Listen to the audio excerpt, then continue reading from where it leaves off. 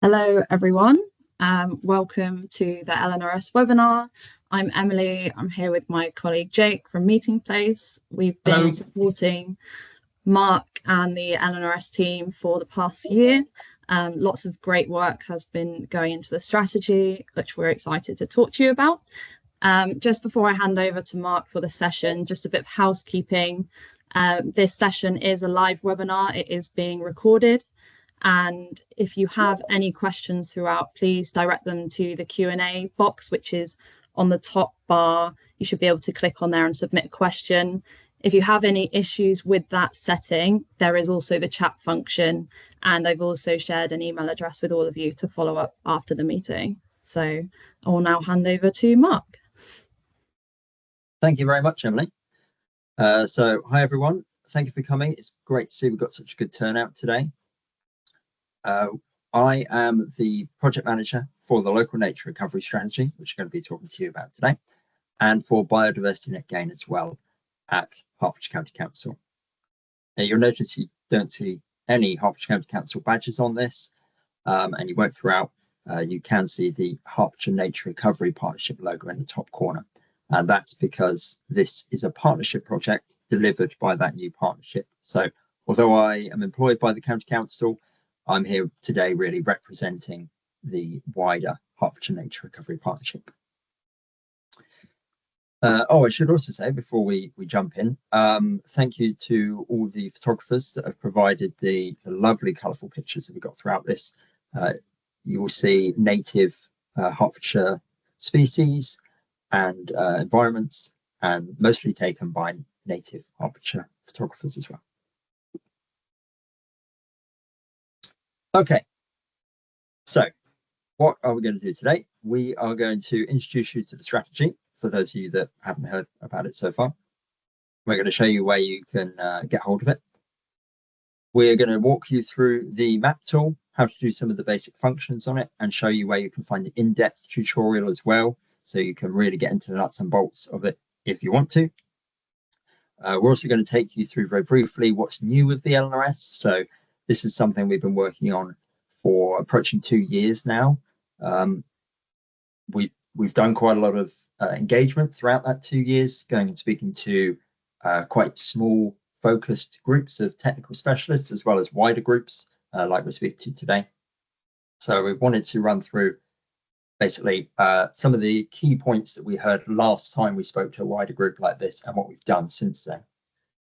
We're going to introduce you to the consultation survey, which is available now and will still be available for another few weeks, and show you how you can get on and complete that. And then we will explain what we do with your feedback, why we're doing the consultation, and what are the next steps for the LNRS project. Okay.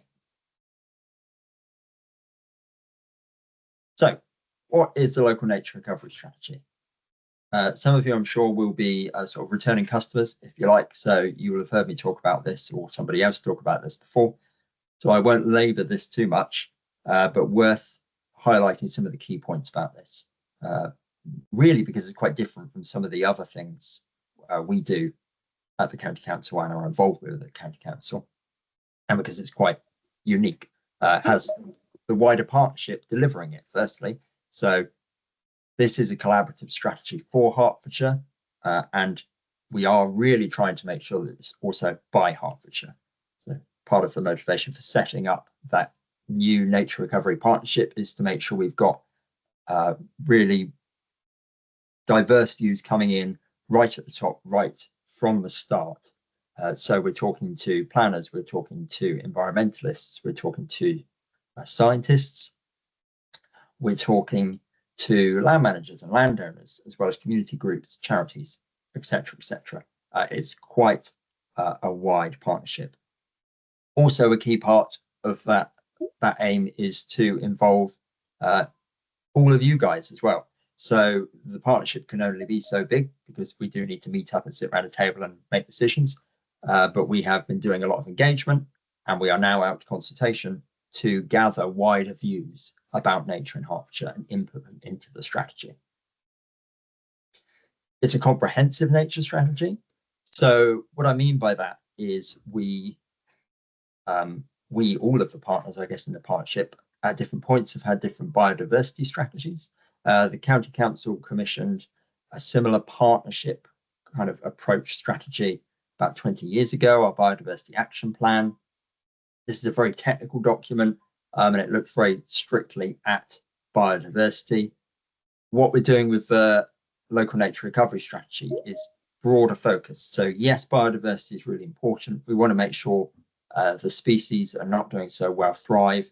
We want to improve our habitats, but more than that, it's about improving the environment in a wider sense. So improving air quality, improving water quality, reducing pollution, sequestering carbon, improving access to green space.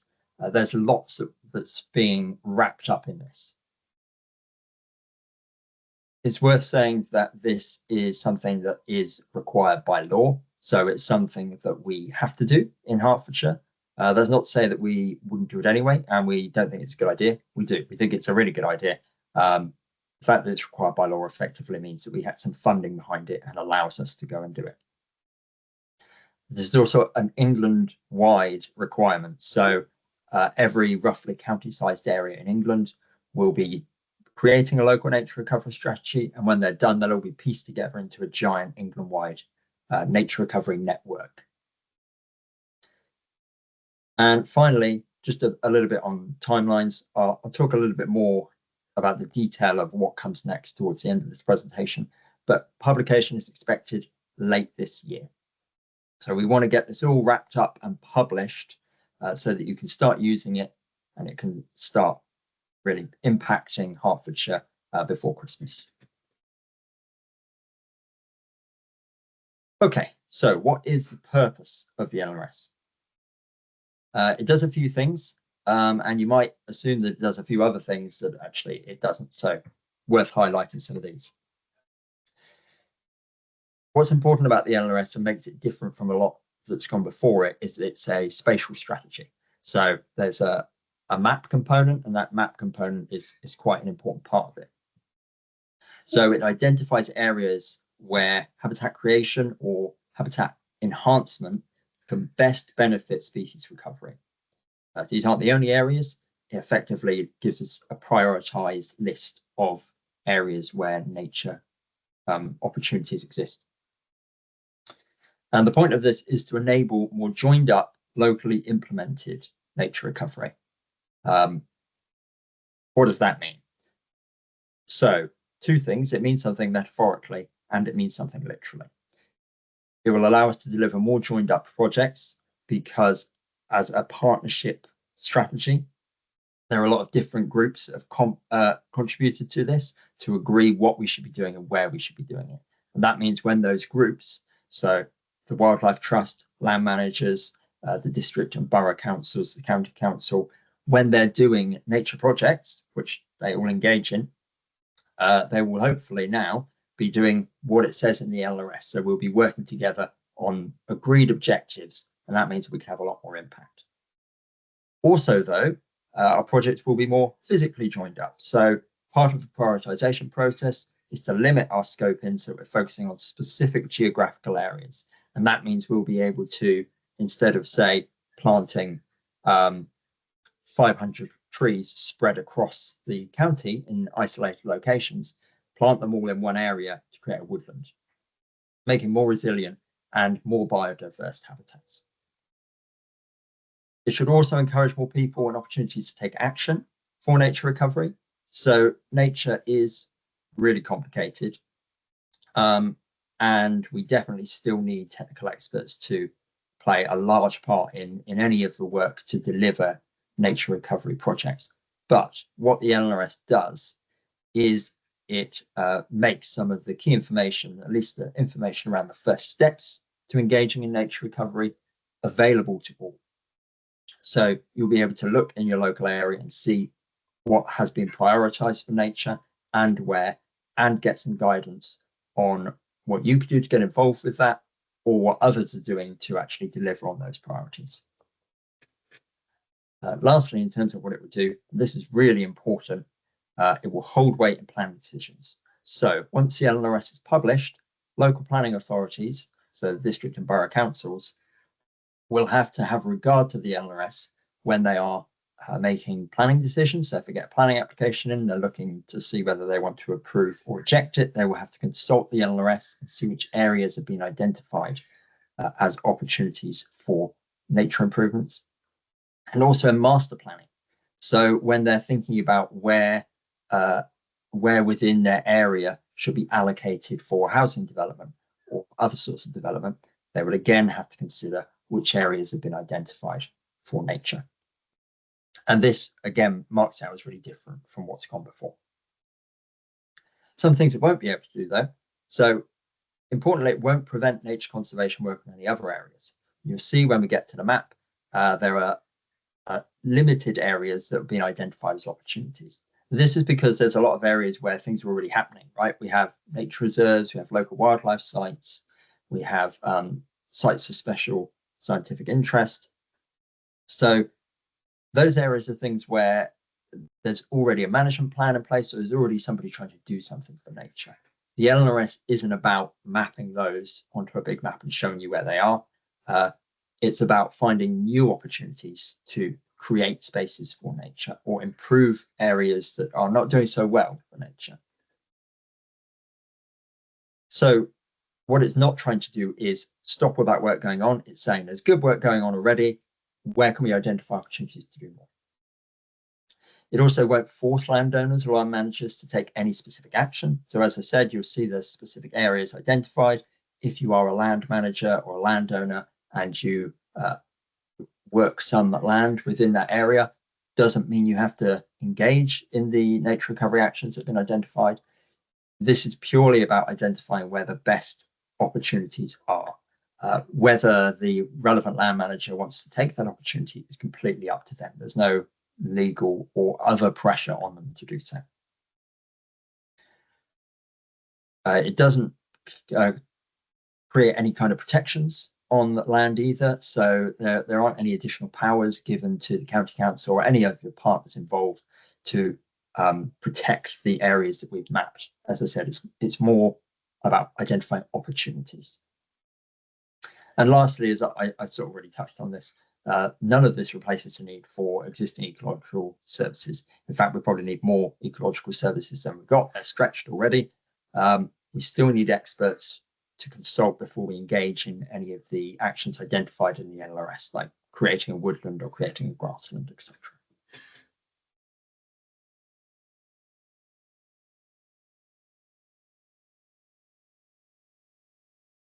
What does the LNRS contain? Okay, so there are three main bits to the LNRS. We've got the strategy area description, the species priorities and actions, and the maps. And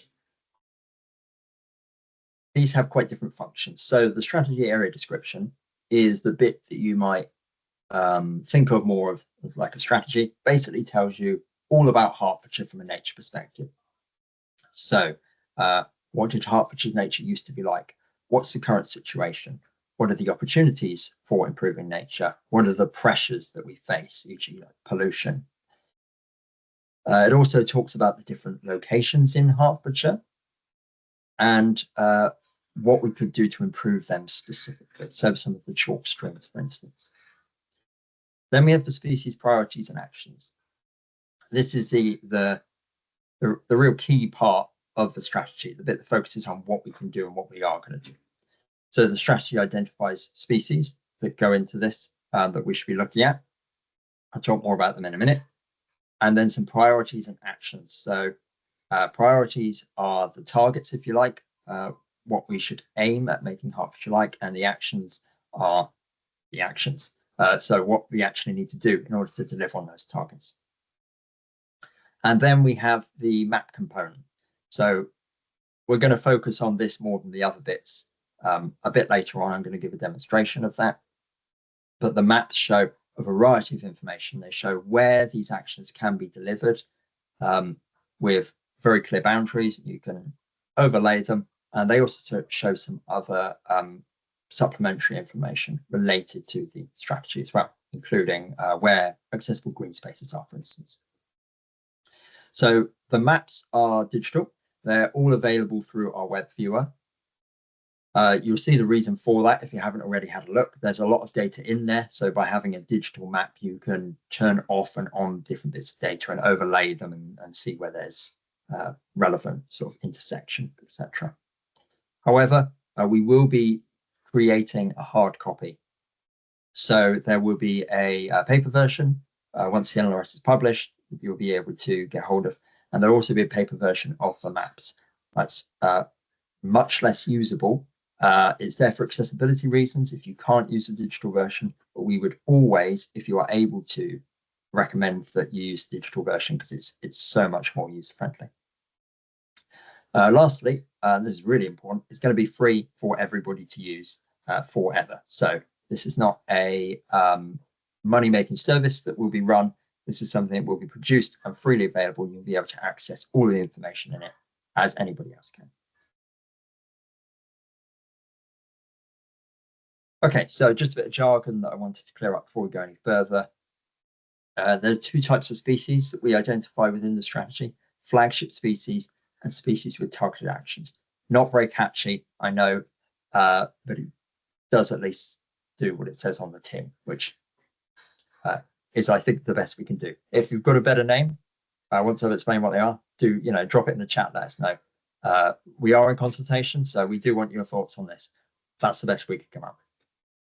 So flagship species are effectively those species that if you work on the habitats to improve those habitats, increase those habitats that they rely on, those species will flourish.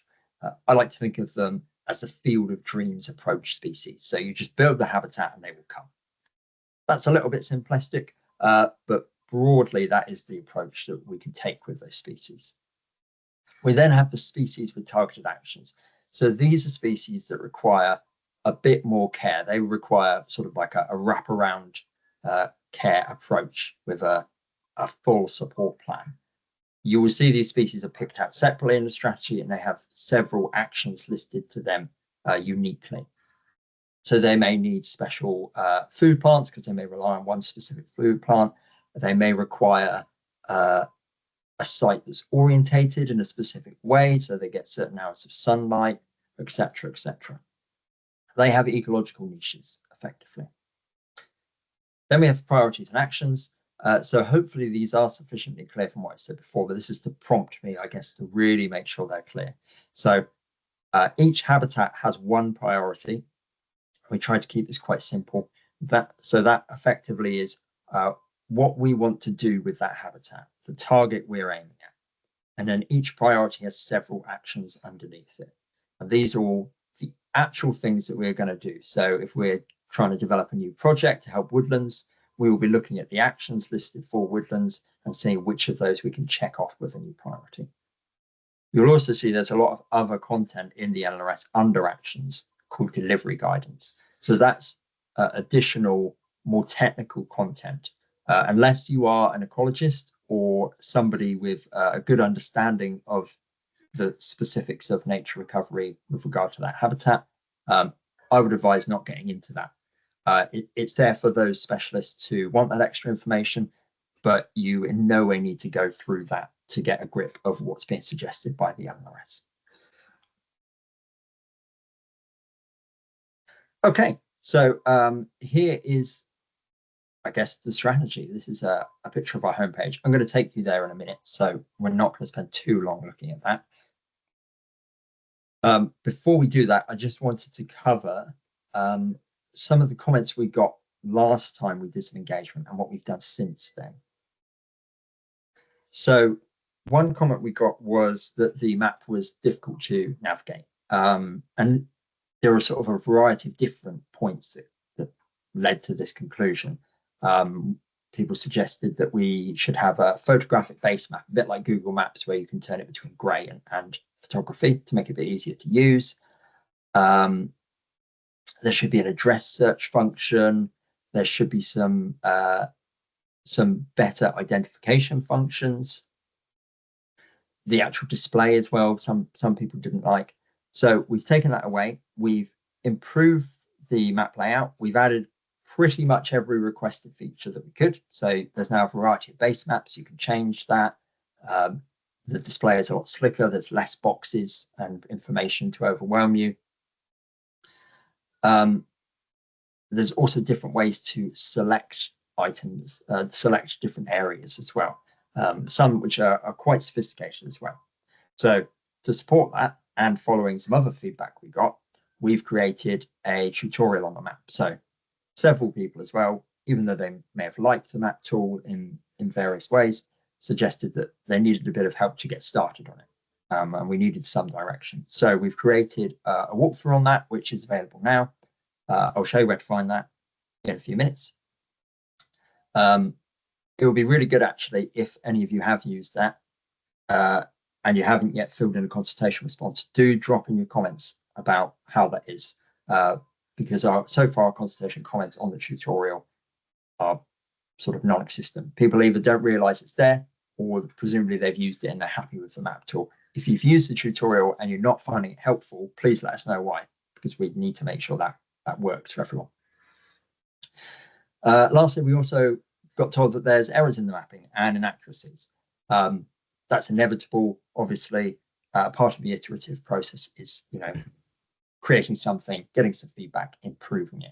But we have gone through and massively improved the accuracy of this maps. There are still some minor errors in there, but we've really streamlined what we're mapping. So we focused on more specific areas. We prioritized it, and we fixed a lot of the issues that were there, especially the big ones have pretty much gone now. To support this as well, what we've done is created a methodology statement. So that, again, is accessible on the web page. I'll show you where to find that. And you can go in there and you can see how every individual action has been mapped. So if something does look a bit strange and you think, is that maybe an error, you can have a look in the methodology statement and see why we've mapped it like that, which may inform why something might look a bit odd to you on first look. But once you understand why it's been done like that, it might make more sense. Mark, just before we move on to the next slide, we've had a couple of questions, so I might just jump in there if that's okay. We've had a good question from Sarika Jane. Thank you for the question, Sarika. They say, how often will the strategy be updated? And also, is there a good way of knowing what is going on in what areas? That would be very helpful when planning new projects, they say. Great. Yeah. Hi, Sarika. I'm glad you can make it. The strategy will be updated between 3 and 10 years' time. We don't know when, because the Secretary of State determines that time period, but they have advised that they will basically let us know it will be in 3 years' time or somewhere up to 10. What we do know is that all LNRSs across the country will be updated at the same period. So that will be sort of a national period of updating. Is there any way you can see what's going on in a specific area? Yeah, I think there's lots of different ways you can do that. So maybe I won't say anything more about that. When we get to the map, I'll show some things. If you have specific questions based on what I've shown you, maybe come in with a question after that. Sounds great. Thanks, Mark. We've got another good question from Linda. Linda Meehan, Sustainability Manager for East Herts Council. Linda says, given the strategy details, what work can we do or what others are doing in a specific identified area? Will the strategy be a working, i.e. not static document, with ongoing updates on work started and or completed? Great question. Okay. Hi, Linda. First of all, yeah. Officially, this strategy, once published, will remain unchanged until central government tell us it's time to update it. That's a legal requirement. Can't do anything about that. But I wouldn't say it was so the wider LNRS project was static, because although the strategy may be remaining unchanged, our mapping portal won't look any different, and the pages I'm going to show you won't look any different. We have a requirement to monitor progress on this, and when we get told that we need to republish the LNRS, we're going to have to comment on what's changed since we last published it. Aside from that, anyway, obviously we need to monitor progress to know whether we've actually achieved the targets that we're setting out to achieve. So that information will be available. The plan isn't to keep that to just the partnership and then put it into the new strategy when that's republished. I can't tell you what shape that will take, because that's still something to be decided.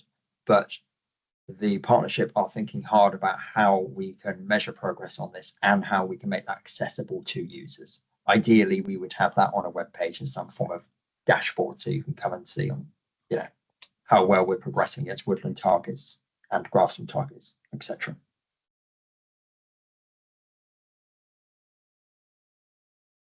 Brilliant, thanks, Mark. Probably a good time to move on to the next slide. We've got a couple more questions, but I've held a few back for the mapping slide. Yeah.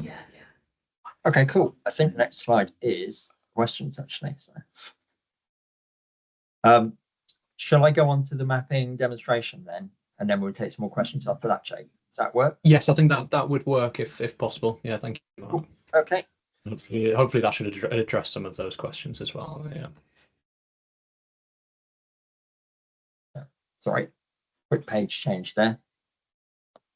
So we showed you a screenshot of this a minute ago, but I skipped over that really so we could look at the live one because there's a few changes since we did that. So this is the strategy. The strategy is fully embedded into a web page, not the way we normally do it as a council, and a bit unorthodox compared to some other LNRSs as well, but we thought this was important considering the digital element of it, i.e. the mapping. I want to make sure that it really integrates well. So when you get here, you'll be presented with 3 options.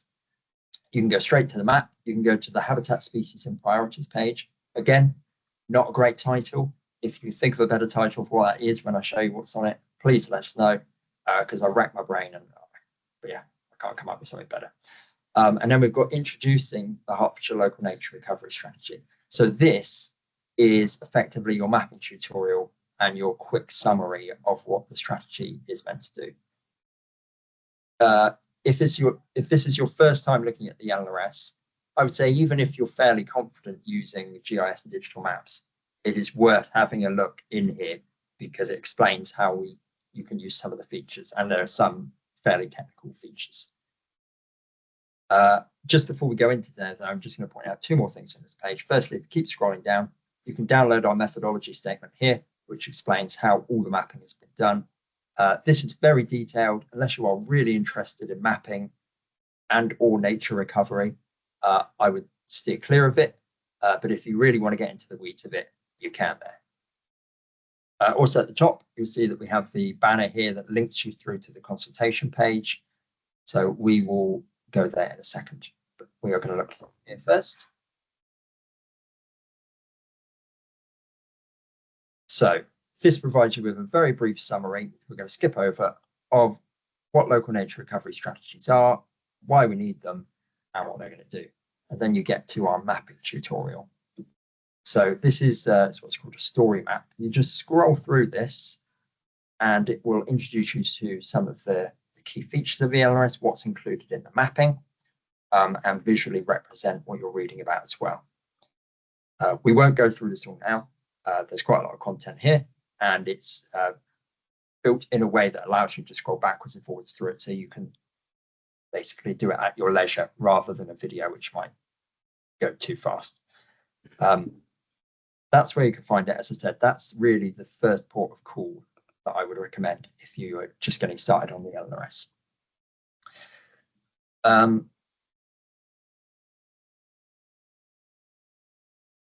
Let's go here next. I just want to show you quickly before we go on to map the public consultation page. So we'll share some links to this later in the presentation, but this is the page where you can actually go to fill in a consultation response. So we've set this up specifically to try and make it as seamless as possible and easy for you and easy for us to get feedback on the strategy. You could go through the website and then send us an email, but there's a lot of things that either we don't need feedback on because they're very technical and there's 3 people that understand that and they've already told us everything they have to say on that, or there's a lot of content there that might take you quite a long time to go through. If you go here to our actual consultation page, this effectively guides you through the strategy and asks you questions about specific sections.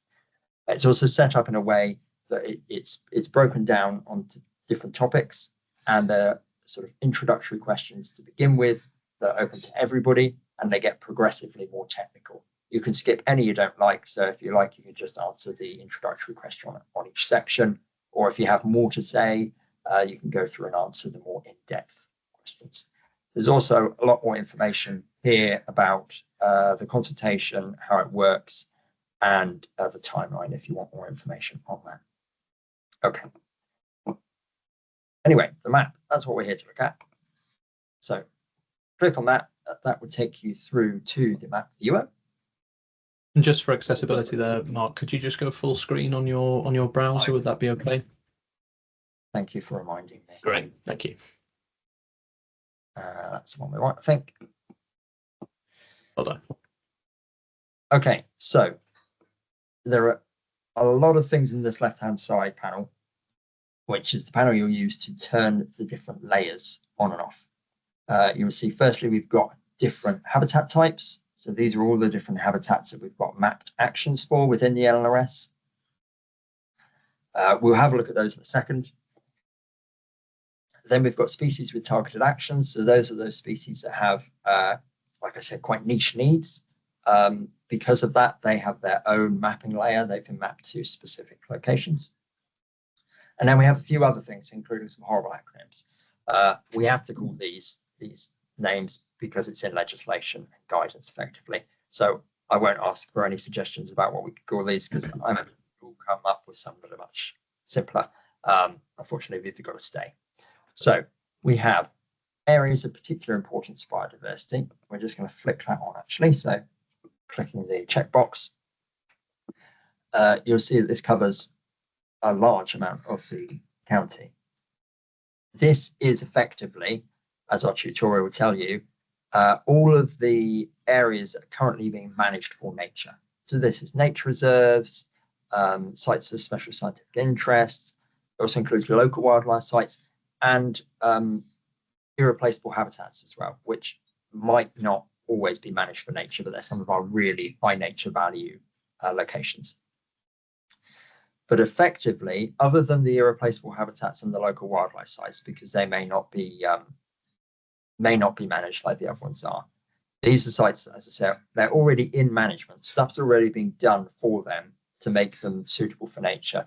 So we are not looking at mapping stuff on top of these areas.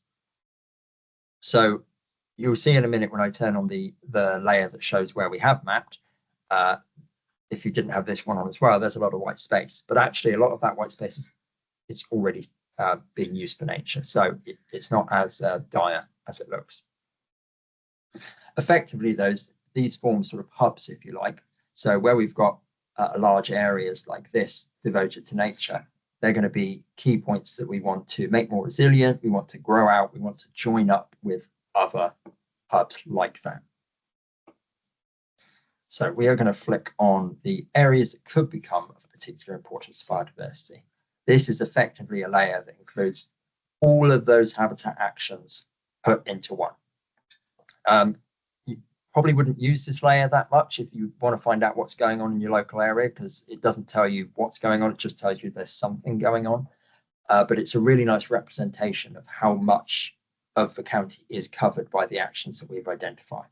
And you can see actually there's quite a bit. When we put that on with the APIP layer, you can see if we managed to deliver every action we wanted, that combined with sites that are already being managed for nature covers a huge amount of county. Other than these, we have a public green space layer. So this isn't linked to any specific action, but we've included this because we really want to make it quite visible what public green space is there. And it is an aim to improve access to green space, especially in those areas where there is less access to green space. Hertfordshire is pretty good overall, but this is sort of a first step towards that. So showing where it is so we can see where the hotspots are. Also, you'll notice if you read the urban section of the LNRS, there are actions that are identified to parks, gardens, and other green spaces.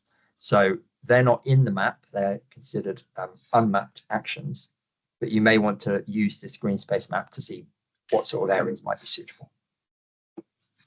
Mark, just whilst you're toggling the layers there, we had a really interesting question earlier from Dr. Hayden Bailey, chairman of the Hertfordshire Geological Society. The group's noted the lack of geological input into the LNRS as a layer, obviously citing, geology is the key subsurface factor, kind of affecting soil health, biodiversity, and whatnot. Hayden's flagged the 18 geological sites in Hertfordshire and a strategy for geology in Hertfordshire that was published back in 2003. I understand that there isn't a geological layer within this. Would there be a potential for that to be included? There wouldn't be an opportunity to include a separate layer. That's because what we can include in this is quite tightly restricted. Yeah. And so there has been geological input. Geological sites aren't identified, again, because what we can include in this is quite restricted. But you will see, for instance, when we look at chalk grassland, obviously a core part of how we identify a location as suitable for chalk grassland creation is whether there's chalk soil there. So geological information is definitely key to where we have identified some of the habitats are created, but geological sites themselves weren't considered. They were something we were looking at in the early days, but like I said, more guidance and regulations have come out since then and sort of closed the scope of this a little bit. If there's something that you think is missing from this in terms of geological input that might make the mapping more accurate, or any particular errors that might be caused by the fact of a lack of geological input, it'd be great to hear from you. Please drop us an email or put it in the consultation response. Brilliant. I think that addresses Anthony Helm's question there as well. Anthony says, how can sites be added before December? I think the answer there is obviously to take part in the survey there, Anthony. Absolutely, yes. And we are still very much considering that. So don't think that this is a box checking exercise. We really want you to tell us if you think we've missed out a site, and we will go and review it. All right, one other layer to show you before we look at some of the actual actions. That's the core focus areas. This is relevant if you're considering actually delivering some nature recovery action. That's because some of these focus areas have different priorities. So actually, we were just talking about the chalk. The Herts chalk area, which is this purple one that runs right across the top, identifies roughly our chalk soils and a key location for chalk grassland creation, because obviously we need chalk to create them. We're not going to be suggesting it elsewhere. In this area, chalk grassland creation is prioritized above other habitat actions. I won't go too much into what that means. There's detail in the LNRS, and it gets a little bit technical, and it's not all that relevant if we're just having a surface look at this. But the focus area map is key if you need to identify what's the highest priority action to deliver in your area. South East Heath and Woods, which is this green area down here, similarly has wood pasture as a high priority. So let's have a look at some actual actions though. Go over here. You can flick them on, as with the other layers. For the actions though, you have the broader habitat category. If you click the little arrow up the side, you'll see that there's several action layers included into this, and that will bring up a key for what you're looking at. So you can see that we have a maintain existing grassland and heathland layer mapped. That's the lovely ochre, and then create more good quality chalk grassland, the orange, neutral grassland is the brown. And you can turn these on and off individually. So actually, keep that off. We're just looking at chalk grassland creation. You can flick all of those off. You'll get a little delay sometimes, but it will update. And you can just look at chalkland creation opportunities. You can then also overlay with as many of the other habitats as you like. So if you also wanted to see where woodland opportunities were alongside short grassland opportunities, you could do so. You see that they overlap in some cases as well. And you might want to look at, let's say, rivers as well. If you put on lots, you'll see that it starts to get a bit messy. So to help really identify what's going on in a specific area, if you click somewhere, you will get this dialog box pop up and it will provide you with more information. Sorry, I got my Teams dialog box over there. More information about the specific area you're looking at. So it will highlight what you've selected and tell you the actual action. So create new woodland and expand existing sites. And if you look in the top right, you see it's got 1 of 6. So there are actually 5 other actions identified in roughly this area. So you can use these arrows at the top of the dialog box to flick through them, and the highlighted shape will change on here, and the information in the box will change as well. So we've got a few different woodland opportunities.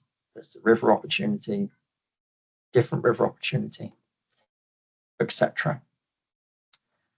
What you can also do as well, as you see, there's a blue text at the bottom of this dialog box. If you click this, this will take you through to the relevant point in the strategy where you can read more about that action. So we're going to do that. And I think that addresses Melanie's question that's just come in as well, Mark. Melanie says, Melanie Parr, thank you. She says, to confirm, are these highlighting potential opportunities only or planned actions within the LNRS? Okay. Yeah, good question. We should be very clear about the language there. We call them actions because they are things to do, but they are all opportunities. So they are not planned in the sense that we have a delivery plan and we have a budget to deliver them, or even an organization identified to deliver them. They are suggested opportunities that could be taken by anybody.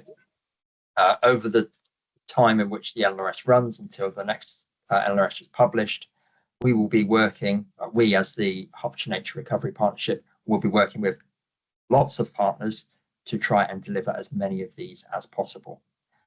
But this is and will be a collaborative effort. There isn't sort of a delivery body that will be just fulfilling what's in the strategy and nobody else will take part.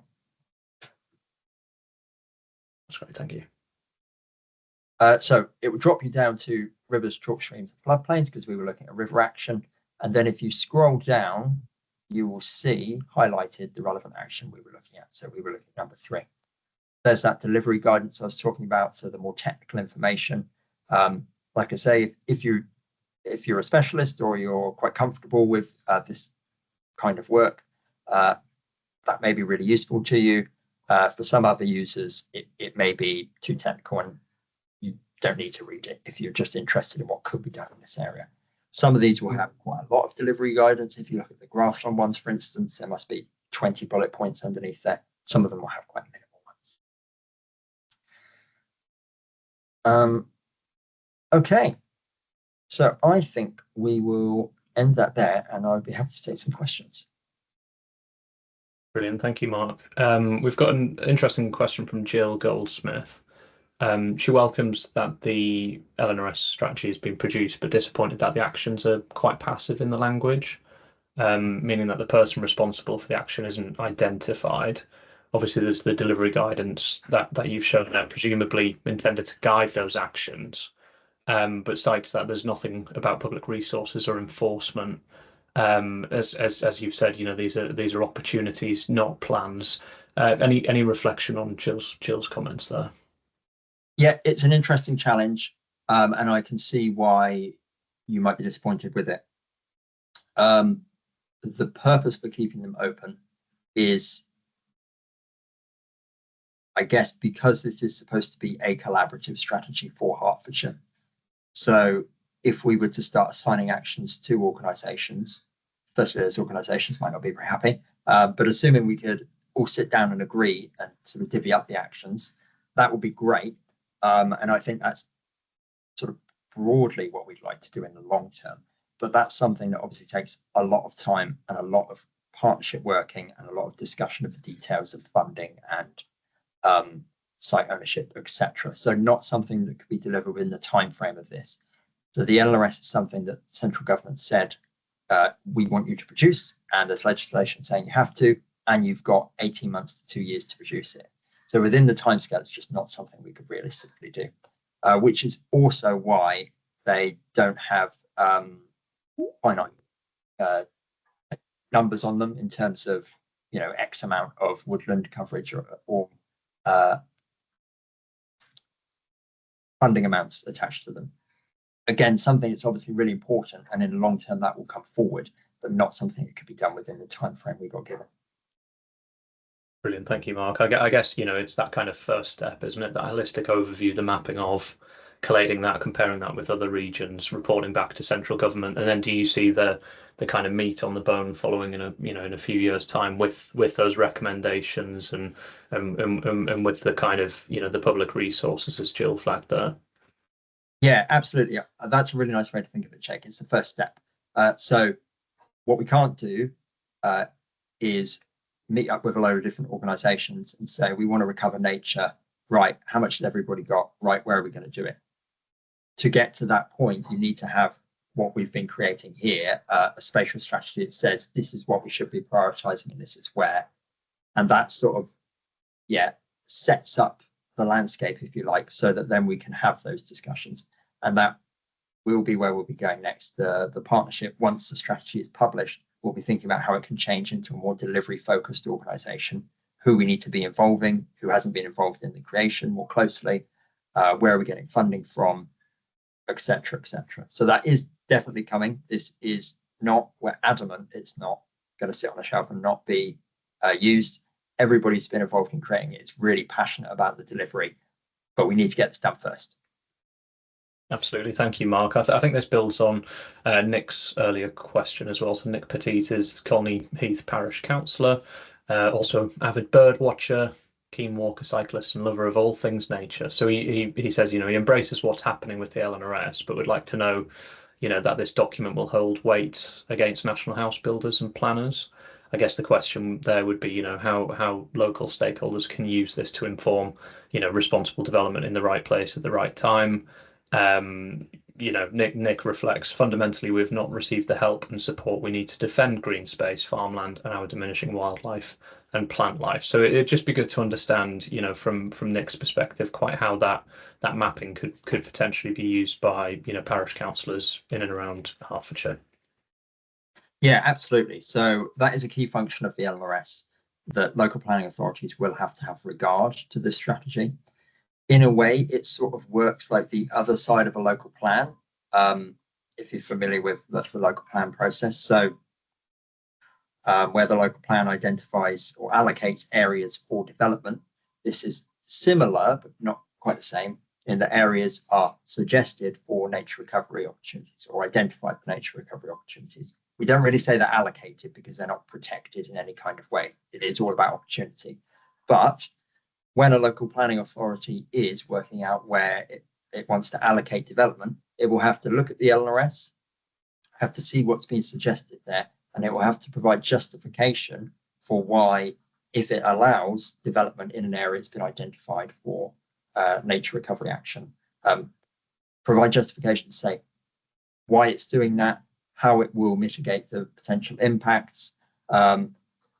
We don't know the nuts and bolts of exactly what that justification will need to include, but we know there will need to be a justification.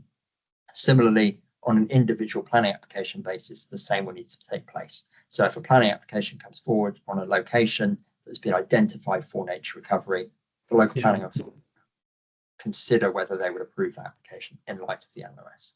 So further guidance should be available from central government in time about the detail of that. We're still waiting for it, but we know that it holds weight in the planning system, and this is a big step forward compared to where we were, I think.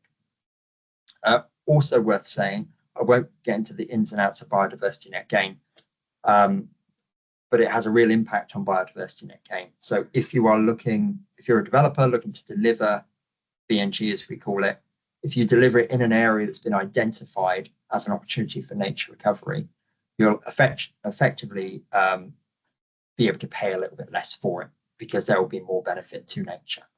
And similarly, if you're developing in an area that's been allocated for, sorry, I used the term allocated after I said I wouldn't do that, identified for recovery opportunities, you will have to pay a little bit more for your biodiversity net gain. And that bit actually isn't up for discussion. So that's aside from the local planning authority having to review an application and a plan to consider where something will be placed. That's a legal requirement that would take place. That's baked into the biodiversity net gain legislation. Really interesting. Yeah. Sorry, Mark. Continue. No, I won't go on any more about that because it gets quite technical quite fast. No, I was just going to jump in and say I think this aligns very much with what Liz Anderson has asked. Thanks for the question there, Liz. She says, presumably there would be a BNG uplift for habitat creation in our areas identified as opportunities in the LNRS. What happens where mapping is off and an area is incorrectly mapped? Assume it will be a case of wait for the review. Yes, good question. We're trying to work that out right now. That's a real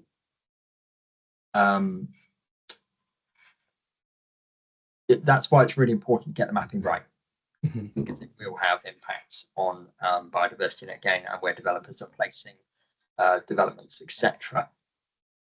We are broadly happy with the mapping as it stands. As I said, there are still small errors you'll find in there, but hopefully, at least once we finish consultation, nothing to the extent that there's going to be anything awful happening.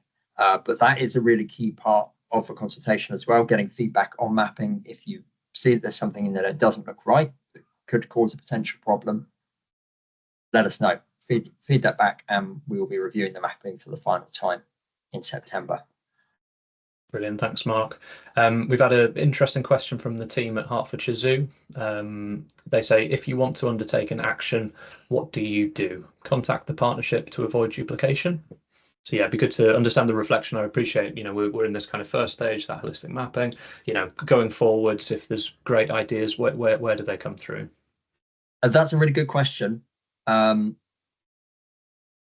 probably, I think we're not being asked enough. So we have some guidance in the LNRS about what you do if you actually, want to take action. What you absolutely shouldn't do is read, create a wetland here and think, great, pick up a load of spades, start digging out, a fen. Can't do that because there's lots of legal restrictions that stop you. You need to obviously consult the relevant authorities. Just because something's identified in the LNRS, it doesn't mean all those environmental protections and checks and balances don't have to be followed that currently do. In terms of sort of whose permission you need, though, other than getting the legal permission to deliver habitat creation, and obviously the landowner's permission, assuming you're not the landowner, you don't need to get permission from the partnership. This is collaborative in the sense that it's supposed to generate grassroots action. So if there's something that's been identified, within your parcel of land, you speak to an environment agency about it, you speak to forestry commission, etc. You get planning permission if that's what you need. Just go ahead and do it. As long as those checks and balances are done and it's ecologically appropriate, there doesn't need to be sort of higher strategic approval for this. It would be great if you told us about it, because we'd love to hear about it, and we always want to hear success stories, and it would be good to build up some case studies of how the LNRS is actually helping people to deliver nature recovery action. Brilliant. Speaking about those responsible improvements, we had an interesting comment from Sarika earlier in the session to say a keystone species like beavers considered as well as flagship ones. And I don't know if you saw, there was an article about reintroducing golden eagles on the BBC earlier this week into England. So any reflections on that in terms of species, Mark? So species, as I said, are identified in two different groups. Beavers don't make it into either, I'm afraid. Although recently, obviously, legislation was passed to allow the reintroduction of beavers with an appropriate license. That came a bit late for us, so we couldn't reverse engineer beavers into this. There's also a lot of questions about beavers. They are very unpopular with some groups and very popular with other groups. They do get a mention in there in one of the river actions, actually. In terms of whether keystone species specifically are included, they're not picked out as keystone species, I would say. So they are included in different ways throughout the strategy. But we categorize species in two main groups, focused on the type of recovery action they need rather than their role in the ecosystem, I would say. Right, and so thank you. We had a really interesting question from Jill, Jill Goldsmith. Thank you, Jill. How have you engaged with neighbouring authorities to ensure that the corridors reach across boundaries? And I think this builds on another question we've had from Councillor Fiona Thompson. Thank you, Fiona. She says, how will local government reorganisation carving up Hertfordshire impact the LNRS going forward? So, yeah, I think, looking back, how have you engaged with the likes of Essex? And then going ahead, what does this nature recovery strategy mean in light of local government reorganisation? Yeah, good questions. The second one's a bit mean, but we'll tackle that in a second. How are we communicating with our neighbours? So informally, I keep in contact with my equivalents in the other authorities anyway, so we can exchange ideas, see what's working, what's not working. A lot of this, as I said, had a very brief timeline, so there was lots of ideas sharing about how we managed to get a good solid strategy done in 2 years. But there's also there's a formal process to make sure they're included as well. So part of the creation of the LNRS involved an approval process by which the draft strategy was sent out to the district and borough authorities within Hertfordshire, as well as Natural England, before public consultation could start. And as part of that, we also sent it out to all of our neighbouring authorities. That's the counties all surrounding Hertfordshire. They're given the opportunity to provide comments or object to consultation if there was anything they thought was majorly concerning. And we informally shared maps and sort of looked at our little boundaries and saw what was going on and tried to knit stuff together in a more informal way ahead of that. So we're hoping that's been sufficient to join it up. It looks like it has. We're happy with what we've got broadly. The challenge of this is that different authorities are at different places. So we are actually aligning quite well with Cambridge and Beds at the moment. They're both out for consultation, so that's worked out quite well. Essex has been a bit stop-start. So I'd be interested to see what Essex have got in their LNRS when they publish it recently. The last one we saw, we've lined up with, but things may have changed a bit. That will happen again before publication. So once consultation is complete, we will improve the draft based on the responses we get. It will go back out to districts and boroughs, and it will go back out to our neighbouring authorities as well to provide a final check before publication. Local government reorganisation. Yeah, I don't have a lot that's useful to say about that. What I can tell you is that the LNRS will probably become the responsibility of the strategic authority. Obviously, Hertfordshire County Council won't exist as part of that, so presumably some people will go to the strategic, some people will go to the unitary, some people will leave, new people will join both. But there will be an authority there to take responsibility for it. And in fact, it will probably be one that's got 2 LNRSs within its area. So if we joined up with Bucks, for instance, we might be looking at the Bucks and Herts LNRS.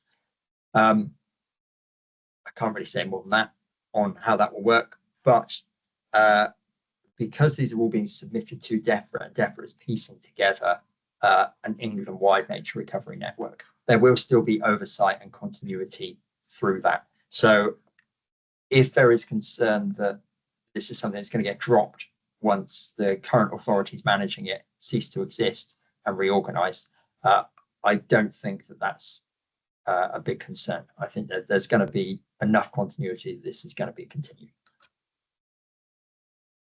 Brilliant, thank you, Mark. We've got an interesting conversation in the chat just between Tom and Liz. Tom asked the question, is the LNRS's aim to prevent development or to balance development where it's needed? Liz has come in there to say neither, it's about nature recovery. And Tom said, that's what I understood. And yet there are lots of comments, questions here that focus on relying on LNRS for development prevention. Have you got any kind of reflections on that and, the ultimate kind of aim and ambition, as we head into next year once the mapping's finally complete? Yes, so definitely it is not for the prevention of development. It does relate to development, and that is a key part of it. As Liz correctly said, the aim of it is to identify opportunities for nature recovery. But the other side of that is effectively trying to push development to those areas where it will have least impact on nature. And that is a function of it. That's why it is built into the planning system in the way it is, that local planning authorities will have to have regard to it. So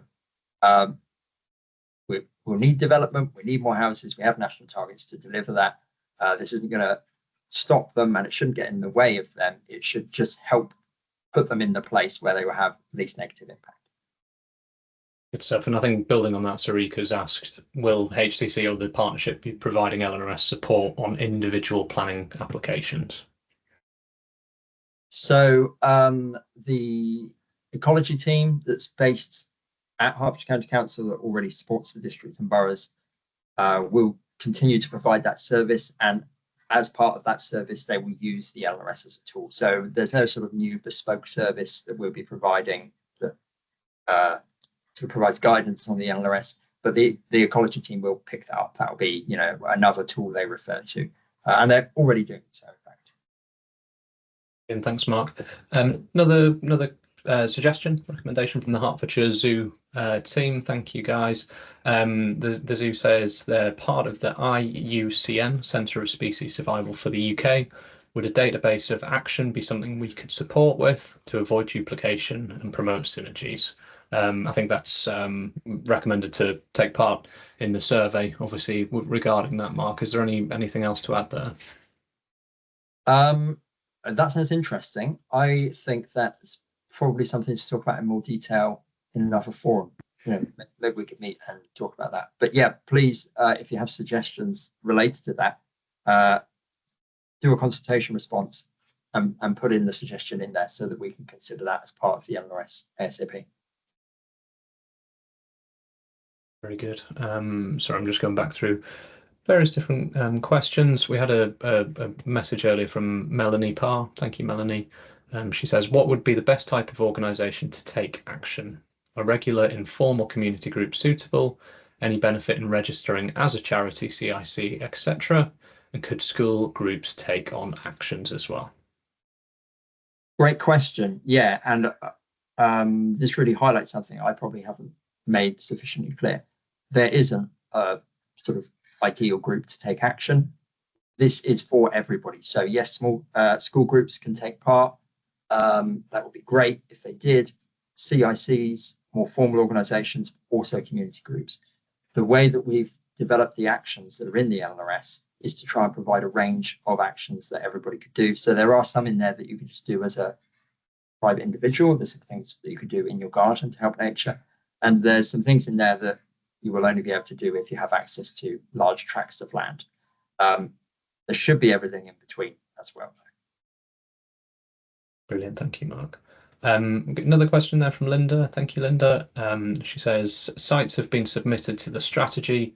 The layers are now area specific, not site specific, where a layer may now cover or overlap with a site. She says, given that actions are per layer, does a submitted site within a layer assume that the landowner is now agreeable to the proposed action on the site layer? And to what extent is this locked in? So a reflection on the kind of what that insight means for landowners would be great. Yes. Okay. So maybe a very brief recap for those who weren't around or not familiar with how this worked. We asked for landowners and land managers to put forward sites where they'd be interested in delivering nature recovery actions about this time last year. And we wanted to know where these sites were, not because we would identify a specific action to a specific site and say on this farm, please create this, but because we would use this to identify the broader landscapes in which actions could be identified. So whether there was an agreeable landowner, as Linda said, was a key factor, along with other things such as whether the location was nearby existing nature reserves and connect them up, whether the geological properties were relevant for the relevant type of habitat creation, and many, many more factors. They were all sort of put in a cooking pot, if you like, to come up with those broad focus areas that I showed you in the map. So you now can't see where there are sites that have been put forward by the landowner. But yes, the idea is that if we've done this right, the locations where we've mapped include sites where there's the most agreeable landowners in the county interested in delivering these factors. Interested in delivering these actions, considering other relevant factors as well, such as, they're appropriate for habitat creation. Brilliant, thank you, Mark. And I think just regarding that habitat creation, Tom McLaughlin, thank you, Tom.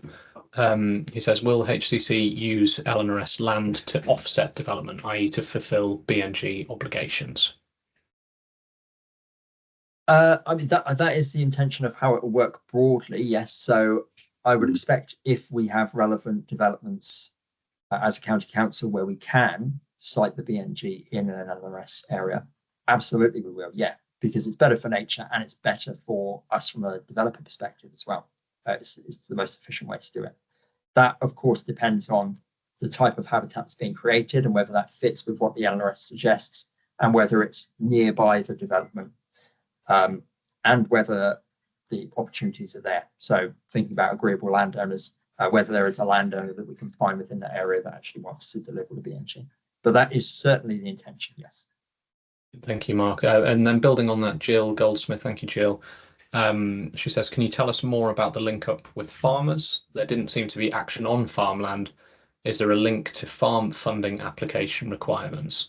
And I think just reflecting on that, obviously there was fairly extensive engagement with landowners and farmers throughout 2024 to inform the mapping, obviously going into 25 as well. But any reflection on there would be great. Thank you, Mark. Yeah, so that is really important to note, Jake. So farmers have had a lot of input into this. We probably had 3 or 4 successive engagement sessions, reaching out to farmers and land managers to work out whether we've got the right locations for this. So some of the actions you'll see that are mapped across farmland, the habitat creation, well, the creation one's not enhancement typically. However, in addition to that, we also have a section in the LNRS including actions to be delivered on farmland whilst it's currently used as farmland, so without changing the use to habitat. You won't see them in the web viewer because they're not mapped, and they're not mapped because they could be delivered widely across the county, so they're not geographically limited in the same way as the mapped actions are. But there are plenty of actions for farmers in there, such as managing hedgerows to encourage more farmland birds, using certain kind of crops to prevent runoff. Yeah, we have a good few in there, and any of the actions that happen to occur on farmland, a farmer can also deliver. Funding wise, we have tried to make sure the actions we've put in there fit together with existing funding streams to support farmers, so they don't just look at that and say, oh great, you want me to do that, but where's the money? There's an identifiable funding scheme behind it. That's not been possible in everything. Sometimes we've just recommended something we think ecologically good, even if there's not funding behind it.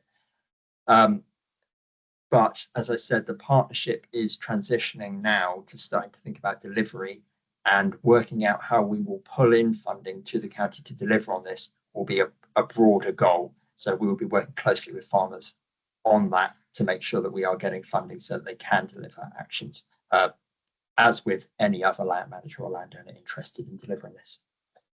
Brilliant, thanks, Mark. I think that answers Tom's question just as you've been speaking there. How do landowners unlock the value of the sites if HCC are going to rely on them to use as BNG? I think I feel that addresses that. But Tom asks, you'll need landowner agreement for that surely to kind of offset development. So it's not been imposed on farmers by any means, is it? It's just recommended to them. Yeah. Yeah, absolutely not. It's all about opportunity identification. So going and speaking to a farmer and finding out whether they're interested in doing this is a necessary step in that chain of actually delivering the actions. That's not something that could be done at the scale that we're working for this project within the time period. That would have been really good, obviously, if we could develop the strategy and we mapped areas where we knew it was all landowners there are on board, but it's just not feasible. So we have to map the opportunities, and then one of the first steps you take is obviously finding a landowner in that area who will be interested in delivering. But again, part of that work with networking with farmers and landowners who are interested in linking them up with funding and other delivery partners will be what the partnership will focus on post-publication. Brilliant. Well, I think we've had some really good discussions there, some really great questions. So thank you, everyone. Noted we're nearly at time. So if there's any final questions, do let us know. What I've just done is just dropped in the consultation survey link into the chat. There's the link there to the Hertfordshire Nature Recovery page as well to subscribe for updates, and the email address there as well to contact if you have any further questions. But I think that's everything from my side, unless Emily, Mark, you've got anything to add. I just wanted to cover off a couple of points about the consultation, just to make sure everyone's crystal clear on how you can submit a consultation response, and some accessibility points as well. I briefly touched on them earlier, but worth just reiterating them. We jumped ahead there. So you can find the consultation either by going to the LNRS main webpage, going through the banner I showed you. You can go direct to the consultation page as well. If you go to hertfordshire.gov.uk/LNRS consultation, there's a QR code there if you want to link through using that.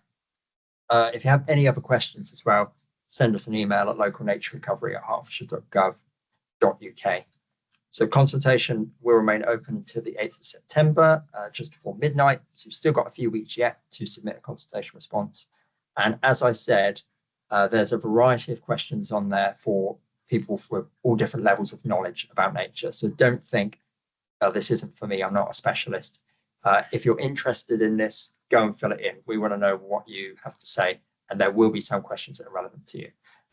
If you are a specialist and maybe you think on the other side of it, I know lots about this. This isn't really for me. I've got some very specific things to say. We have some more technical focused questions in there as well. So go in, answer the ones you want to answer, skip the ones you don't, but make sure you hit submit at the end. Otherwise, it will come through as an incomplete consultation response to us. Lastly, as well, just covering our next steps. I said I would come back to this. So nothing much here that I haven't already said, but after consultation closes, we are going to be reviewing consultation feedback and obviously improving the draft LNRS for final publication. We will be publishing a report as well to say what consultation responses we got, identifying the themes and what changes we have made to the LNRS. We will then go through that process of approval, providing the districts and boroughs, as well as Natural England and the neighbouring authorities with the draft of the LNRS that we are looking to publish, and then it will be published, as I said, before Christmas later this year. That isn't the end of this, that's the end of the creation, but the partnership will continue in some form. As I said, we are looking at that now. We'll be focusing more on delivery then, and then we'll be able to get into the detail of it, start talking more to farmers and landowners about actual projects, start thinking about funding and making information about funding more available, and start working with those already delivering projects or interested in delivering projects to support this. That's all from me, Jake. Well, thank you very much, Mark. Yeah, I think just last thing from us. Yeah, big round of applause from Liz. Thank you, Liz, and Tom says thank you, as does Melanie. So yeah, well done on answering those questions and giving us the overview. So yeah, many thanks for your time. We'll follow up. I saw there was a question around the recording of this session, so I understand we'll be able to share a link to that, which should have all of the kind of discussions, the slides for you to review, and that should be shareable with others that were unable to make the session. But yeah, finally from me, just thank you for your time and have a good afternoon. Thank you very much, everyone. It's great to see so many of you.